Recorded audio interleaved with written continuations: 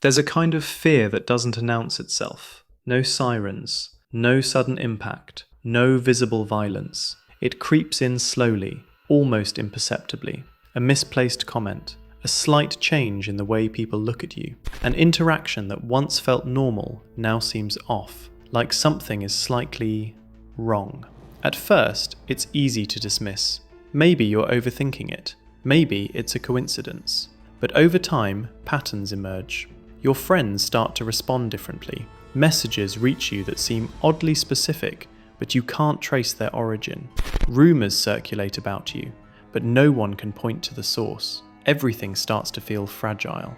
And then you realize your world has subtly shifted without anyone laying a hand on you. This is not paranoia. It is a documented psychological phenomenon, and it is terrifying. Because decades ago, a government perfected a system built to do exactly this, a system that would erode a person's life without ever touching them. They called it Zersetzung.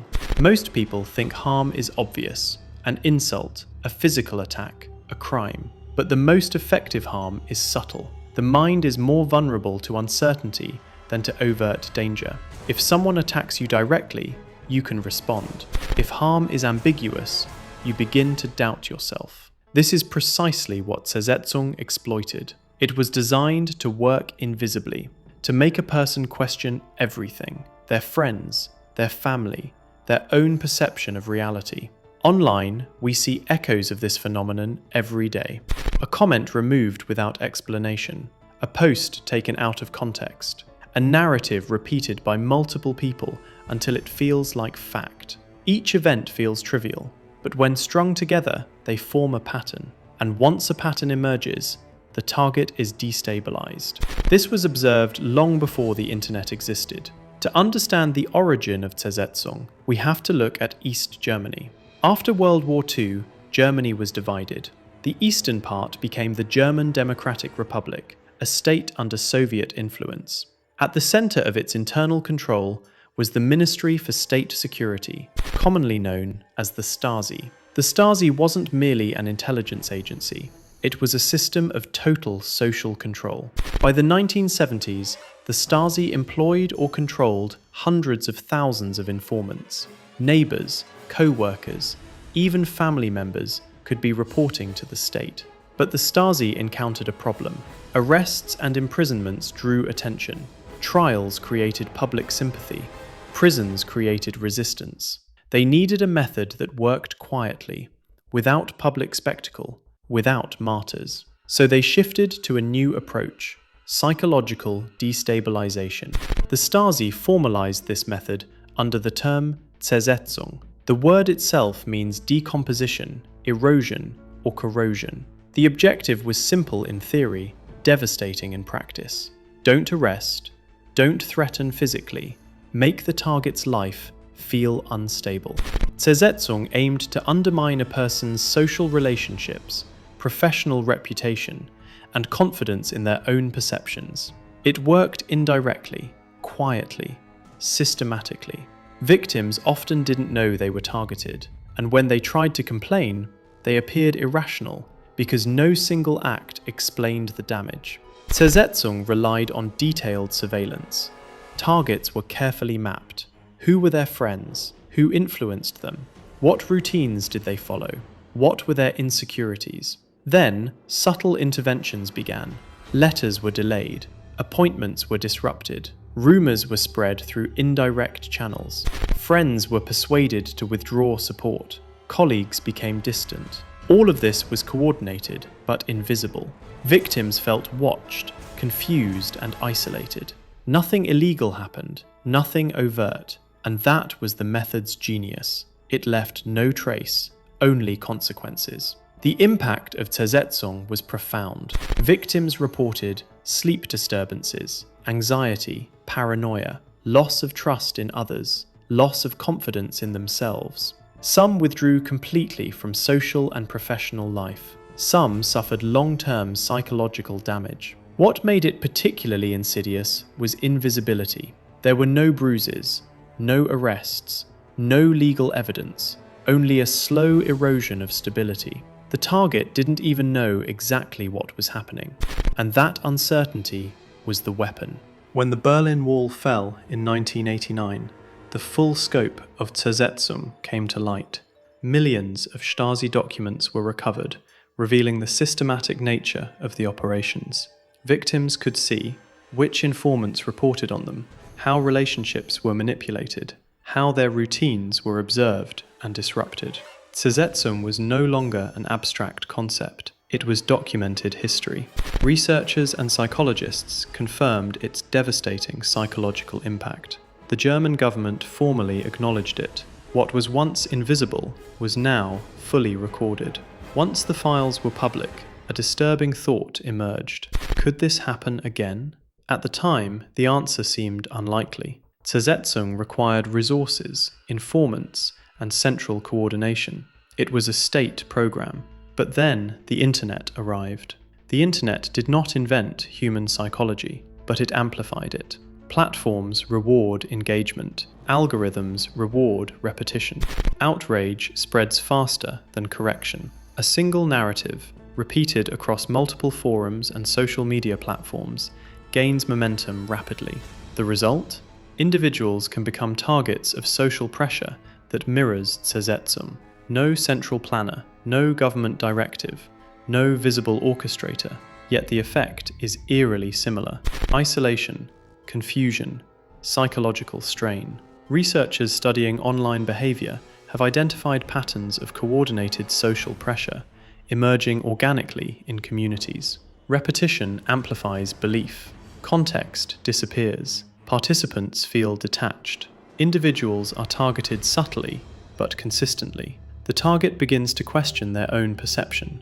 Their relationships shift. Their trust erodes. Much like the historical Zersetzung, the damage is psychological, slow, and invisible. One of the most unsettling aspects of Zersetzung, both historically and in modern online parallels, is the lack of apparent responsibility.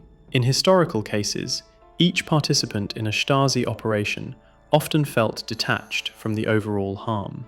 I just reported a detail. I was just observing. I didn't know it would escalate. Online, the same dynamic emerges organically. Comments, reposts, and shares accumulate. Individuals participate because it feels justified, harmless, or normal.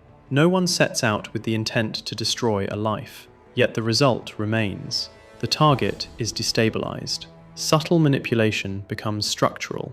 Detachment allows people to participate without guilt, and the effect is amplified by algorithms that reward engagement over accuracy or nuance. It's the perfect storm for psychological erosion. Studies show that even short-term exposure to targeted social pressure can have measurable psychological effects. Victims often report chronic anxiety, persistent depression, sleep disturbances, social withdrawal, difficulty trusting others. Long-term exposure may lead to more severe consequences: identity disruption, emotional numbness, difficulty maintaining personal and professional relationships. The parallels between Stasi Zersetzung victims and online targets are striking. In both cases, the harm isn't overt. There are no visible injuries, no court records, no arrests. The mind, however, records every slight, every distortion, every manipulation. And over time, those small psychological injuries accumulate into profound trauma. Modern online communities often reproduce Zersetzung-like effects without intent or awareness. Consider the structure of a discussion thread. A narrative emerges. Participants amplify it, often unintentionally. Evidence becomes secondary to repetition. The target begins to feel pressure, isolation, and uncertainty. Other factors intensify this effect. Anonymous accounts obscure accountability. Algorithms boost content that generates strong reactions. Groupthink normalizes consensus, even when false. In essence, a target can experience a form of social and psychological pressure reminiscent of historical Zersetzung, without a single actor deliberately orchestrating it.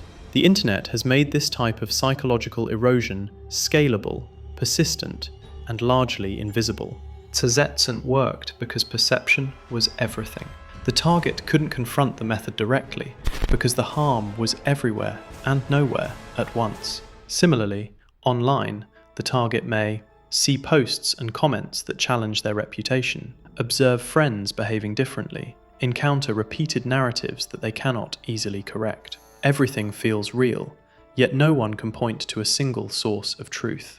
This creates an internalized tension where the target begins to question, am I overreacting? Did I miscommunicate? Is something wrong with me?